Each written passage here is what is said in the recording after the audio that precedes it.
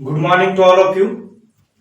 तो पिछली क्लासेस में हमने भाग नंबर 8 जिसमें था केंद्र शासित प्रदेश यूनियन टेरिटरी, हमने भाग 8 को एक क्लास में पूरी तरीके से कंप्लीट कर लिया था। और आज हम उसके आगे भाग नंबर 9 जिसमें क्या है आर्टिकल नंबर 243 से लेकर के उसमें क से न तक का चर्चा किया गया है, जो कि क्या है। तो आज हम पंचायत देखने वाले हैं। पंचायत भाग नंबर 9 में चर्चा किया गया। आइए आगे बढ़ते हैं, भाग 9 देखते हैं पंचायत। तो इसका पहला पॉइंट कहता है कि 1952 में जवाहरलाल नेहरू ने सामुदायिक विकास कार्यक्रम प्रारंभ किया। डेट इसका याद रखिएगा 1952। ठीक एक साल बाद 1953 में राष्ट्रीय विस्तार सेवा प्रारंभ किया गया। किसके द्वारा? तो जवाहरलाल नेहरू जी के द्वारा। क्या? तो राष्ट्रीय विस्तार सेवा। ये क्या है आगे हम जानेंगे।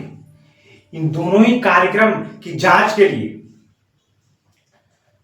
1957 में BRM समिति का गठन किया गया, बलवंत राय मेहता समिति। इसमें क्या था कि हमने अभी देखा कि सामुदायिक विकास कार्यक्रम और राष्ट्रीय विस्तार सेवा कार्यक्रम, ये दोनों में क्या हुआ कि पंचायत का गठन किया गया। पंचायत के बारे में सोचा गया कि हम केंद्रीय स्तर पर तो हमने संघ के रूप में रखा है, राज्य स्तर पर विधानसभा है, उसी प्रकार से गांव को विकास के लिए एक पंचायत होना चाहिए। ये इसमें पता चला हमें दो राष्ट्रीय विस्तार सेवा और सामुदायिक विकास कार्यक्रम के द्वारा। तो दोनों ही कार्यक्रम में जांच के लिए क्या किया गया? BRM समिति, बलवंत राय मेहता समिति का गठन किया गया।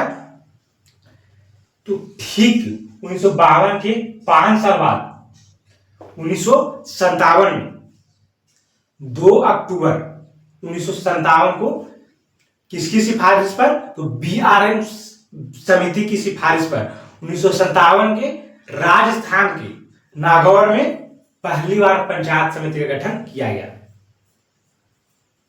इसमें से एक इंपॉर्टेंट चीज है, इसको याद रखना है कि कहां, तो ये पूछा जा सकता है कि राजस्थान के नागौर में पहली बार पंचायती राज का व्यवस्था किया गया। क्या 2 अक्टूबर लिखा है? 2 अक्टूबर इसलिए है क्योंकि इसमें पंचायती राज में महात्मा गांधी की भी सहमति थी। इन दोनों कार्यक्रम की बात कर रहा हूं, तो इसलिए इसका उद्घाटन कब किया गया? 2 अक्टूबर 1957। इसमें क्वेश्चन क्या बनता है तो पूछा जा सकता है कि पहली बार कहां पंचायती राज व्यवस्था किया गया? तो राजस्थान के नागौर में। तो ये सब चीजें हैं। आगे बढ़ते हैं। आगे है कि बलवंत राय मेहता समिति ने त्रिस्तरीय पंचायती समिति का गठन किया। वो 3 स्तरीय क्या क्या समिति है उसको हम जानते हैं। तो पहला है गांव स्तर पर ग्राम पंचायत का गठन किया गया। इसके ऊपर एक ब्लॉक स्तर पर है, उसमें पंचायत समिति का गठन किया गया। और आगे है जिला स्तर पर, तो जिला स्तर पर जिला परिषद का गठन किया गया। ये तीनों ग्राम स्तर पर पंचायती राज व्यवस्था को दिखलाता है। रिमार्क्स के तौर पे आपको याद रखना है, नोट करके इसको लिख लीजिएगा कि पहला, क्या यदि किसी भी राज्य की जनसंख्या 20 लाख से कम है तो क्या वहां पंचायती राज व्यवस्था होगी या नहीं होगी? बिल्कुल भी नहीं होगी। यदि पंचायती राज व्यवस्था लानी है तो जनसंख्या 20 लाख से ज्यादा होनी चाहिए।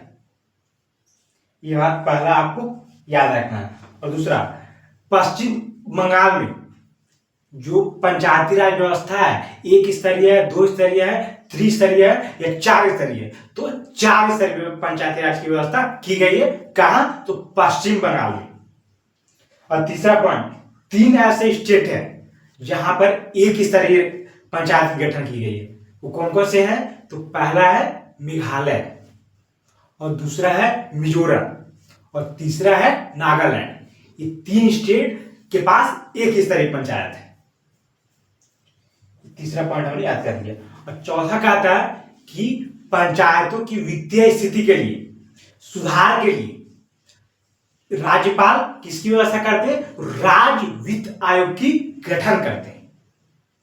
किसका गठन किया जाता है? तो राज्य वित्त आयोग का। कौन करते हैं? तो राज्यपाल करते हैं। ये बात आपको याद रखना है। ये चारों पॉइंट आपको ध्यान रखना, यहां से क्वेश्चन पूछे जा सकते हैं। ये वाला आपको 20 लाख याद रखना है कि 20 लाख से ज्यादा जनसंख्या होनी चाहिए यदि पंचायती राज व्यवस्था लानी है, मैं तब की बात कर रहा हूं। तो इस प्रकार आगे का चीज जो है, अभी पंचायत पूरी तरीके से खत्म नहीं हुआ है।